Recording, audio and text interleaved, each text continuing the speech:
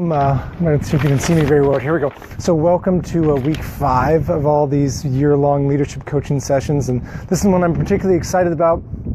We've done 4 weeks of more just kind of leadership concepts and principles. And this week we'll be doing what I've called a success series. I've used this concept. This is stuff that I've personally written and bringing to you guys. And this time we're going to talk about success, redefining success. So every week there's a principle, right? You can go to coachk.me and learn more about all the previous videos are there. But sake of time, kind of showing what your action plans and goals are.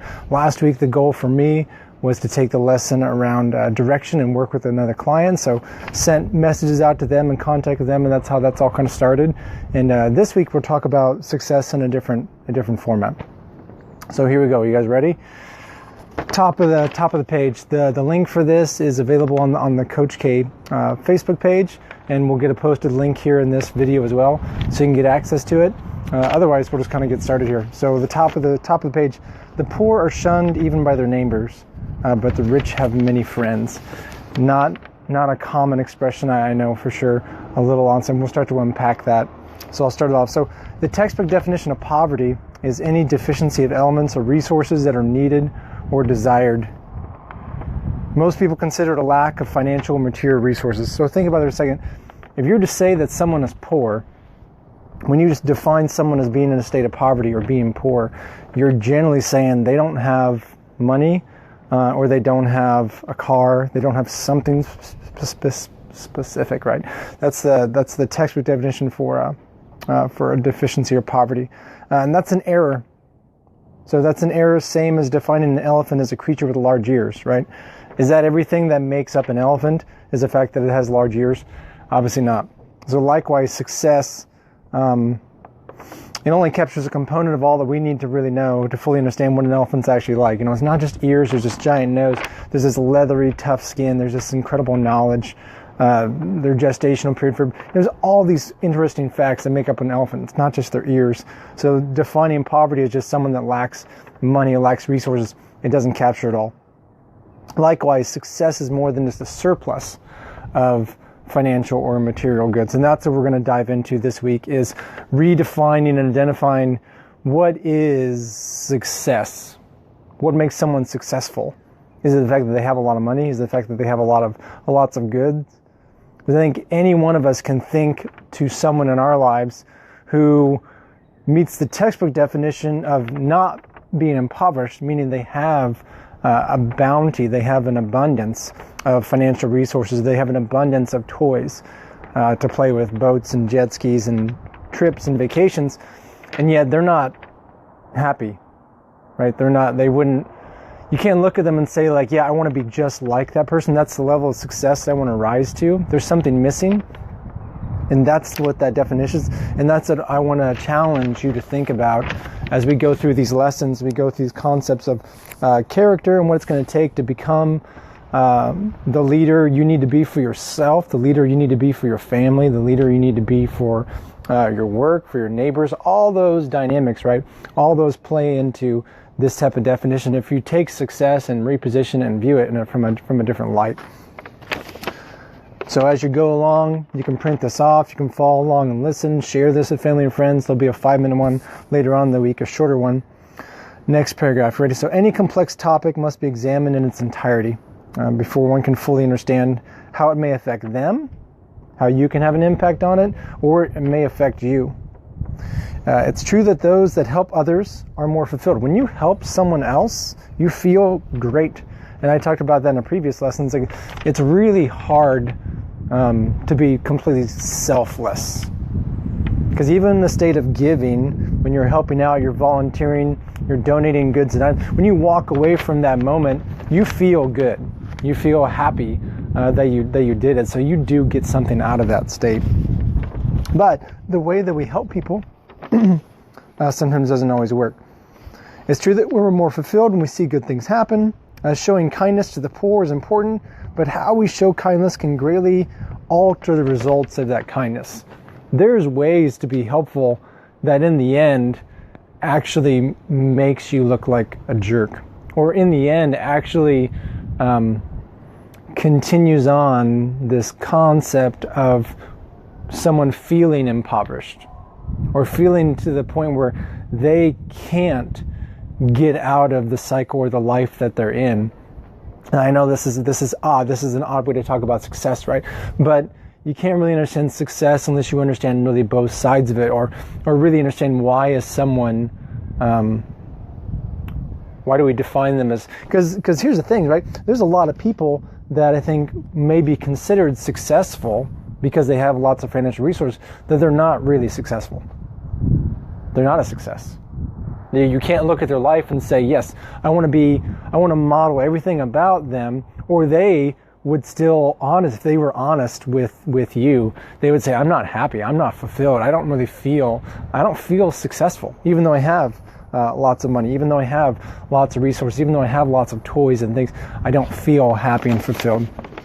And that's why. And when they reach out to help someone who doesn't have those resources, right, they may get a short-term fix of feeling good about themselves, but in the end, they're still not happy. And the person that they're working with, we'll get to that. I want to jump ahead. All right, so here's the key thing. Relationships play a vital role in how poverty and success are seen in the world around us. Relationships are key. So in order to help feel successful, we need to have a framework which looks at success as being the result of a surplus in 4 possible areas. So number 1, a relationship with yourself. How do you view yourself? And we'll unpack this throughout the rest of this year. You know, what are the areas of a successful view of oneself we need to look at? The way you think, the way you act, your head, your heart, all those type of dynamics. You know, your mind, your mental state, all those types of stuff. So the relationship with yourself, the relationship you have with other people around you, your family, your friends, your neighbors. When they interact with you, do they feel better or do they feel worse because you are around them? Are your neighbors happy to see you?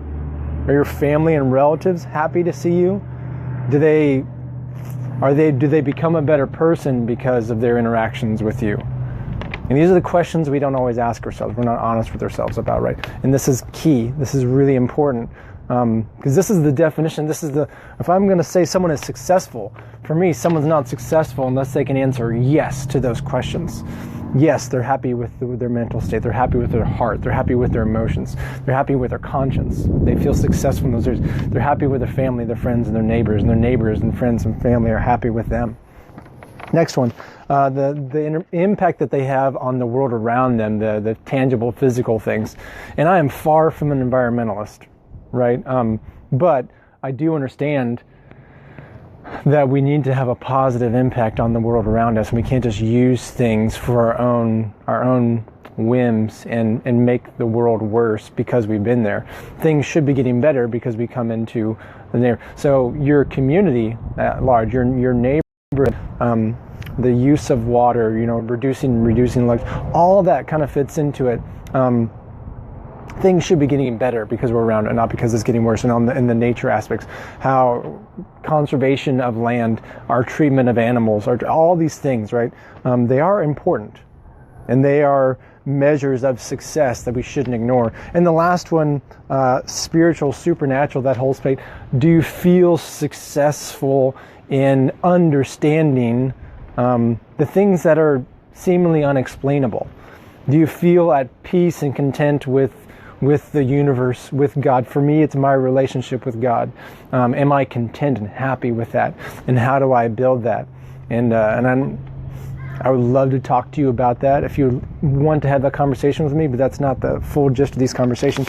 But that is a level of success. And that's an area that many other countries and cultures outside of the United States and Europe are seemingly more successful because there's a much greater right or wrong, there's a greater integration of their view of the supernatural and their view of outside of their family, friends, and neighbors, outside of themselves and outside of nature, that's more integrated into how they live. And I'm not going to make judgments on these videos. I will make judgments for me personally, and if we have a conversation, I'll make judgments about those. On these videos, I'm just saying this is a level, a metric of success that I want to hold up for myself and for you to consider. If that's truly successful, then these 4 concepts all need to be intertwined. So someone could be financial, like they could have, They probably fit the definition of success around world around them. They have a lot of material possessions, be that liquid or assets and things, but that's the only area that they're successful. They're not successful with themselves. They hate themselves. They're not successful with their family and friends and neighbors. Their family and friends and neighbors feel weird to be around them. They feel judged by them, right? So they're not successful with themselves. They're not successful with their family and friends and neighbors. They're only successful with tangible goods and money. They probably may be abusive towards the environment and use things and destroy them and make things worse.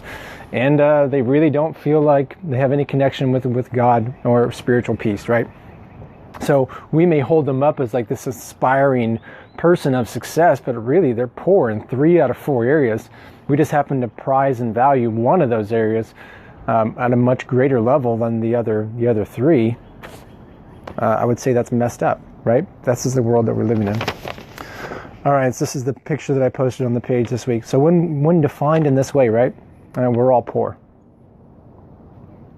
No one experiences a fullness that's intended for each one of those relationships, each one of those 4 areas.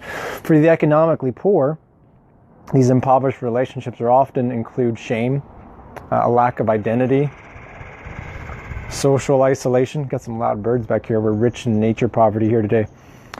Social isolation and a failing sense of vocation. They don't know, what their role is in society.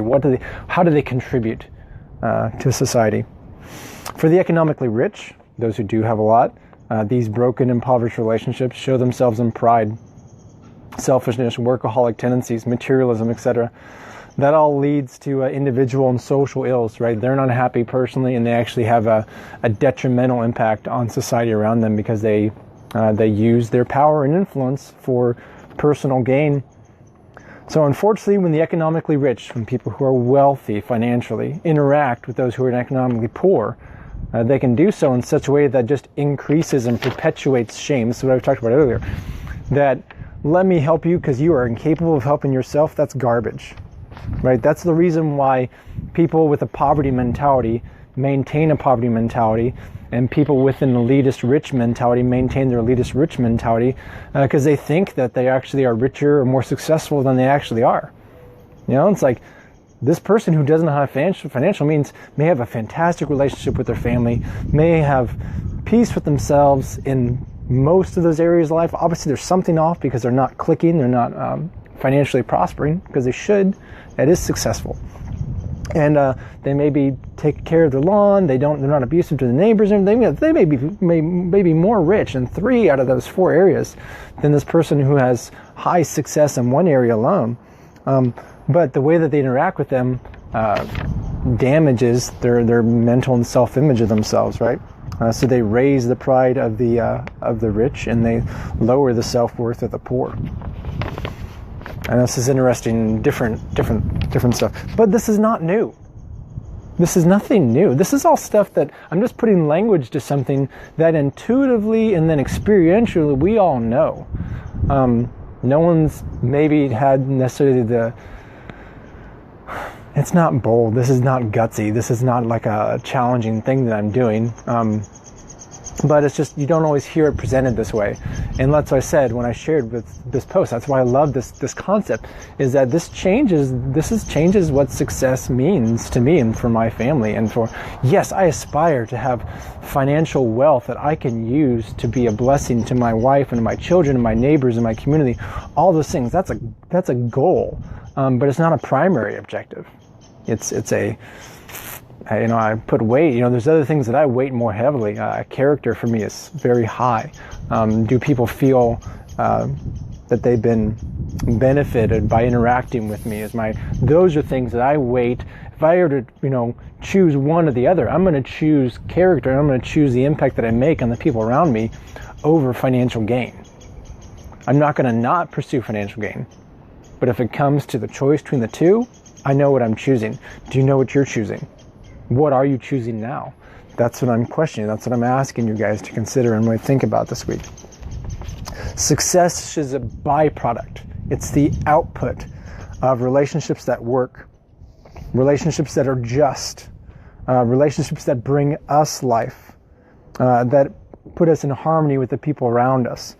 A lack of success or poverty is the absence of peace in all of its meanings. You know, like to truly be at a state of peace, to be at peace with yourself, to be at peace with your family, be at peace with your neighbors, be at peace with creation and nature, and be at peace with the creator of all things. That's success. That's the success that I want for myself. That's the success I want for my children. That's the success I want for you. But it's choices. It's all these choices that we make along the way, right? That's all part of it. Central to pursuing success is understanding our own mutual brokenness so that we can truly help others without hurting them and hurting ourselves in the process. So we need to give to people that doesn't reaffirm and reinstate the fact that they're helpless. We need to give in such a way that pulls them along and reminds them, no, you are created for a purpose. You're created for a reason. I've been to some of the most impoverished, depressing places and countries on this earth. And you know who succeeds in that? You know who raises out of those? It's people who think this way. It's not the people that say, I'm born poor and I'm meant to be poor, my family will be poor, I will always be poor, I have nothing to offer. Those people stay in that environment. The people that rise out of that environment, that have a sense of self-worth, that do start to accrue financial wealth, that make a difference and may go above and beyond personal success to lead on to community success, to making their community richer. They're the ones that realize that everyone has something to offer at every state that they're at. And if you're not pursuing that, you're not successful, according to this definition, which I personally agree with. So this is a very high bar of what success means, and I would challenge you guys to pursue it with me. And interested. So, all right. So what are the benefits of doing this way? Like, well, who cares? I just want to have money. I just want to take care of my family. I want to take myself, have money in my family. That's all I need, right? All right. Well, let's talk about what this would look like if we actually put this into practice. We'll start to see that poverty is a problem that can be solved with the resources that are available to us now. We don't need these massive governmental programs to deal with poverty, right? Because it's a mindset.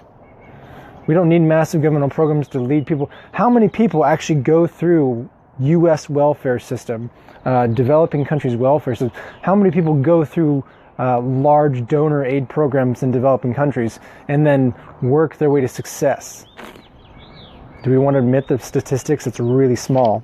It doesn't work because we're not dealing with the issue. And the issue is mindset, and that takes longer, and you have to walk with the person to do it. But you realize, oh, that's all it really takes? Like, I don't have to shell out $10,000 to help this family out? No, you don't. You don't have to give them a dime. You don't have to give them any money whatsoever for someone to slowly start to work their way out of a state of lack, of a state of poverty, to a state of feeling successful. Their definition of success, what's successful to them is going to be different than yours. And yours is different than mine. And that's fine. It's beautiful. That's the way it's supposed to be. And it's not going to doesn't have to cost you anything. Now, it will take financial resources. It will take investment. But there's ways to do that. We'll realize that everyone's poor in some area and no longer feel inferior or superior to others. It's very humbling. This definition of success, where you're like, I have a lot of money, but I was really a jerk today to somebody, so not successful there today at all. And really, when I think about it, if I had to trade between the two, I would rather give back $50 and not have been a jerk and not have ruined someone else's day for my own financial gain. It changes the bar. Or you don't have a whole lot of money right now. You can still walk into a room of people who have more money than you and feel successful. You would know that if they were in my shoes with my circumstances today, they would feel successful, because feel successful where you're at if you're doing what you're supposed to do right now. Changes the dynamics. We can start to properly diagnose the root causes of why communities may not be functioning the way that we know they could. All of us are living someplace, even if you're in a beautiful neighborhood. Like, this is a beautiful suburb, and there's some relatives in St. Louis today. Gorgeous neighborhood, beautiful place. But even in beautiful suburbia, right, there's elements of families down the street. I have no idea what the lives of these neighbors are like. But every neighborhood has families that are going through struggles and challenges, even if on the surface it appears beautiful.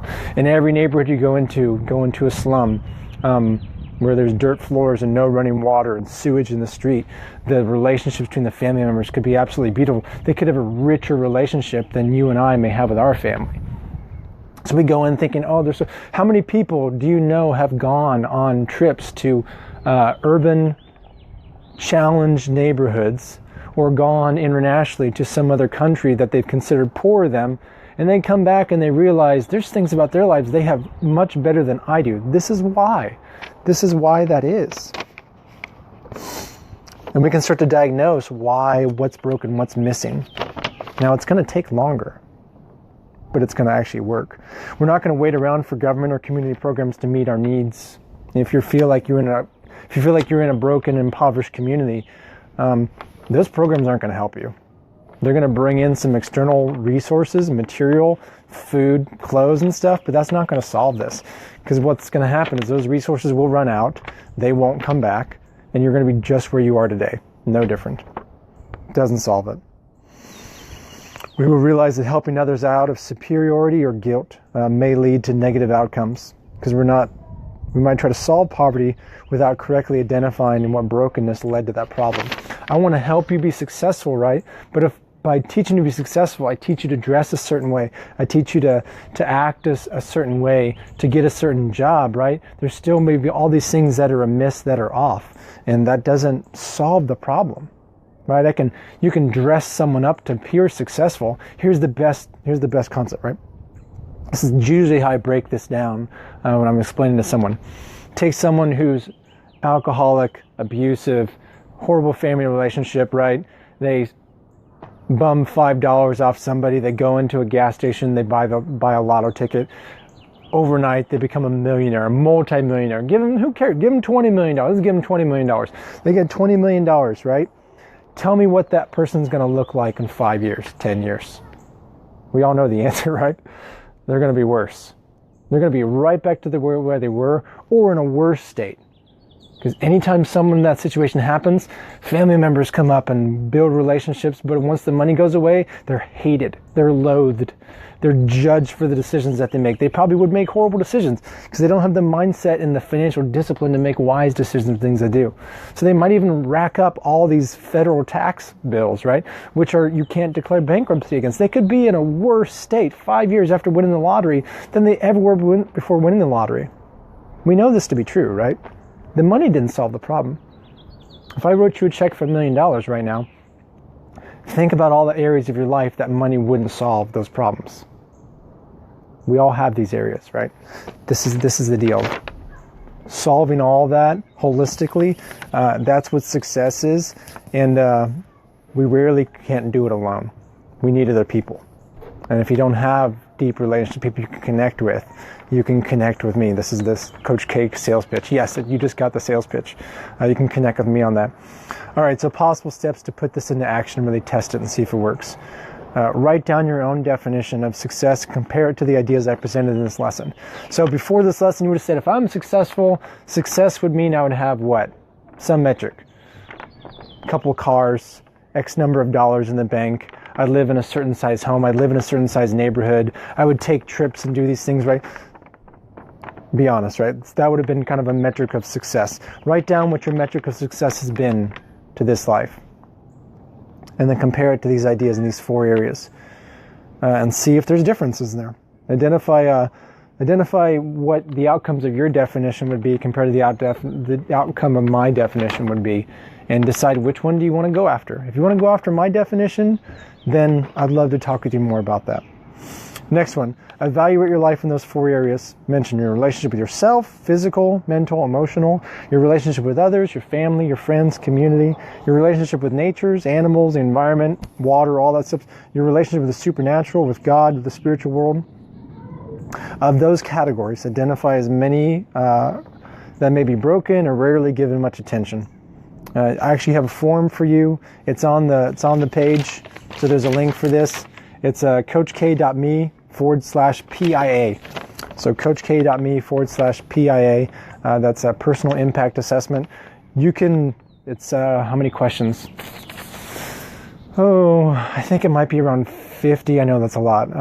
Somewhere in that ballpark. So will guide you through questions in all those areas, and you can measure for yourself, then I can email you what that is in graph and chart form. You can kind of see and talk about it. If you want to talk about it with me, you don't have to talk about it with me, but I will email you the results of that so you can look at it, and that's it. So at the end of all these calls, at the end of all these sessions, it's always the time of reality, where you have to decide, how do I put this into practice? So I need to do this again for myself, right? So I will fill out that form for myself. I'm going to look at those areas of my life that I want to focus on to be more successful in those areas. Off the top of my head, I'm not sure exactly what I would say unless I sit down and do it. So that's where we're at. So I challenge you guys to work on that. Sorry, I'm looking at my beautiful wife in the house. I like you guys a lot. Undeniable. But I love her so much more. So that's it. I'll wrap up. I'm not sure exactly where we're at time-wise, but that's this lesson. I love it. It's a joy for me to be able to share it to you. If you have questions on it, feel free to connect after the call. I will definitely be responding to any questions you have along. Please share this, pass it along, and I'll see you next week for just a next leadership character lesson. Have a great rest of your week.